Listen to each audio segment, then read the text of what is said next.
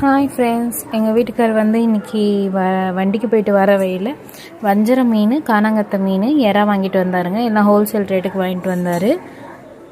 எறா ஒரு 1 kg வரைக்கும் இருக்குங்க. வாங்கிட்டு வந்து நான் 1000 மீன், பெரிய மீன் மட்டும் அப்படின்னு சொல்லி 1000ன்ட்டு எங்கள் வீட்டையே நாசம் பண்ணிட்டாருங்க.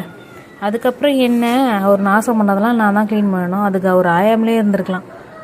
இன்றைக்கி கொஞ்ச நேரம் எக்ஸ்ட்ராவாக தூங்கலாம் அப்படின்னு நான் நினச்சேன். ஆனால் அதுக்குள்ளே எனக்கு இந்த மாதிரி வாங்கிட்டு வந்து கொடுத்து வேலை வச்சிட்டாரு. என்ன பண்ணுறது, இருந்தாலும் எல்லோரும் இதுக்காக தானே வாங்கிட்டு வந்தார் அப்படின்ட்டு நானும் விட்டுட்டேன். அது எதுவும் பெருசாக கண்டுக்கல.